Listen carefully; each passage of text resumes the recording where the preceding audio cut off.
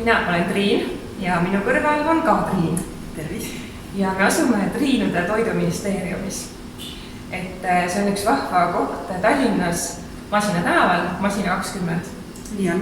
Ja hakkame siis sellest kohast rääkima, et mina kõigepealt sain tegelikult Triinude Toiduministeeriumist teada niimoodi, et Berit Muga mulle rääkis sellest kohast ja soovitas mul siia tulla ka kaameraga külla.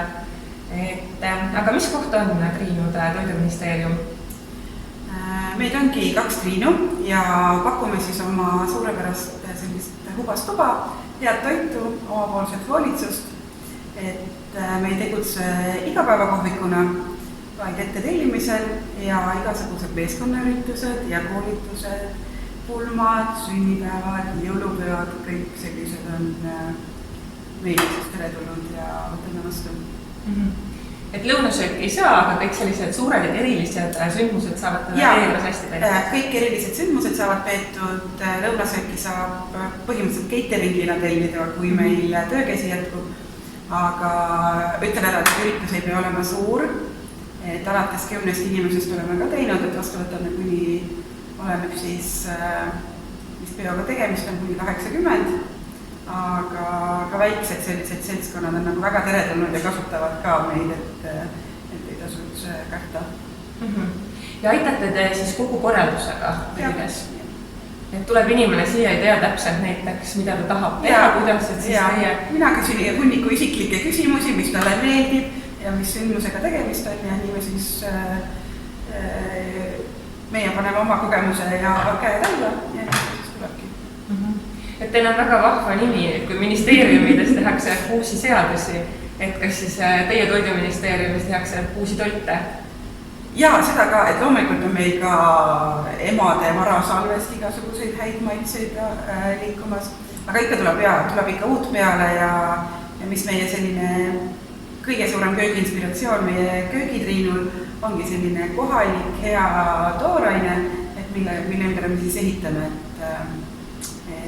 et selline hooajaga kaasas käimine on ka üks meie selline, sest märksõna, aga nii lihtsalt on, et meil endale väga nagu toit ja sellised head maitsed meeldivad ja kui on juba hea tooraine olemas, siis inspiratsioon lendab ka juba. Aga kuidas te alguse saite? Kuidas te alustate? Sest minu teada te olete tegutsenud lühikest aega? No ja nüüd juba üle 1,5 aasta natuke. Ja mulle tundub ka endal nagu selles mõttes, et ühtepidi nagu pikka aeg ja teha oleme jõudnud palju, aga kui keegi küsib, et kaua te tegutsete, siis ma tahaks öelda 1,5 aastat pigem, et tundub, et hästi kiirelt on läinud.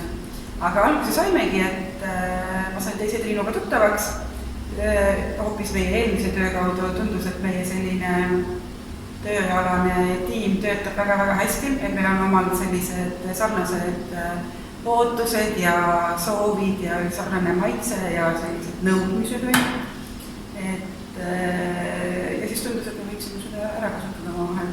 Ja see, et 2 Triinu on, et see tekitas ka kõikides hästi palju sellist elevust ja sellist rõõmu ja siis et see on üks põhjus, miks me panime selle ministeeriumile Triinude nime, et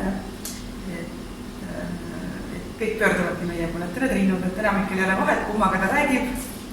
Triinud. Ja nüüd, et kui lihtne või raske on siis ettevõtjana läbi viia? Selles mõttes, ma ei tea, kui lihtne või raske, selles mõttes, et ma üldse ei positsioneeri ennast tegelikult kui nagu ettevõtjana, et pigem nagu teised nagu tuletavad seda meelde, et meie lihtsalt teeme oma sellist toredat tööd ja kuidagi nagu üldse ei... Mina absoluutselt ma nagu ei mõtle selle peale, et ma olen nüüd ettevõtja, et see ei ole minu jaoks kunagi selline eesmärk oma ettevõtjana, et see on nagu lihtsalt selline juhus. Aga eks ikka nagu tööd ja vaeva selles mõttes tuleb näha, et ma arvan, et ja selline toiduäri on üsna selline konkurentsitihe ka, et niimoodi mütsiga lüüa, ma arvan, et ei tasuks, et ikka tuleb, ja ma arvan, et lihtsalt tuleb teha seda, mis sulle nagu endale meeldib, et mitte kellelgi nagu väga palju sellist nagu šnitti võtta, et mis tundub teistel töötavad, ei usu, et nagu väga niimoodi loosi läheb. Ma arvan, et ikka tuleb teha, mis endale meeldib ja mida ise armastad ja selle järgi siis läheb hästi. aga kas sa tunned, et pigem ettevõte, et kas näiteks seadused, mis meil on, kas nad pigem takistavad või need nagu soodustavad või kas on nagu mingeid nagu liigseid selliseid nõudeid ettevõttele sinu meelest või mitte? No väike ettevõtte, ega no maksusüsteem nüüd selles mõttes soodne küll ei ole, aga samas nagu näha, et ega meid miski takistanud ka ei ole. Et kui väga tahta, siis näeb kõigest käsi ja saab hakkama muidugi. Et jah. Ma lugesin teie kohta mingit lugu ja seal oli just kirjas teie alustamise kohta, et see, et te tahtsite alustada niimoodi, et te saate öösel rahulikult magada, ehk siis ilma suurte laenudeta. Et kas te siis saitegi alustada täiesti ilma laenudeta? Jaa, meil ei ole siiamaani mitte ühtegi laenu, ainus selline kulu ongi meil siis on nagu rendikulu ja siis sellised jooksvad, aga laene meil ei ole, ilmselt tahaks loota väga ka, et ei tule, et kõik, mis meil ongi, et kui raha on, siis ostame, et alguses olid sihid silme ees, et ongi vaja järgmist külmkappi ja nii edasi. Et nii ta tuleb, et alguses oli ka selles mõttes natuke vähem inimesi meil, et saimegi ühe koduahjuga hakkama, et nüüd on neid juba 2. Aga jah, laenu me ei tahtnud võtta ja ma arvan, et see oli nagu väga-väga hea otsus meil, et jah, selle võrra me tõesti, ma arvan, väga palju-palju rahulikum. Ja kus te alguses kõik asjad hangisite? Hästi palju alguses meil oligi, et meie enda kodust me laenasime mõned asjad, mõned lauad, toolid me loomulikult juba ostsime ka enda vahendite eest, aga ega muud nagu selles mõttes saladust ei olegi, et blender, mis seal kapi peale on minu kodus pärit. Aga jah, nii ta tuligi, et samamoodi, kuna me oleme hästi sellised taaskasutuse fännid, siis tegelikult meil see sisustus, mis siin on, ei ole üldse kallis ka, et pigem on see selline ajamahukas, et seda kõiki niimoodi kokku otsida, aga kuna me sellist second-hand hasartlikult armastame ja külastame, siis kõik sellised serveerimisliistad ja taldrikud ja hästi palju nõusid ja kõik need kannukesed, vaasikesed, mis sa siin ümberringi näed, on, ma ei tea, linad, kõik põhimõtteliselt, et kõik on taaskasutuses. Ja see tõesti hind on nagu üsna olematu, et tahtsimegi natuke nagu endale teistele ka tõestada, et selleks, et selline võdus olemine oleks, et ei pea nagu päris miljonär olema.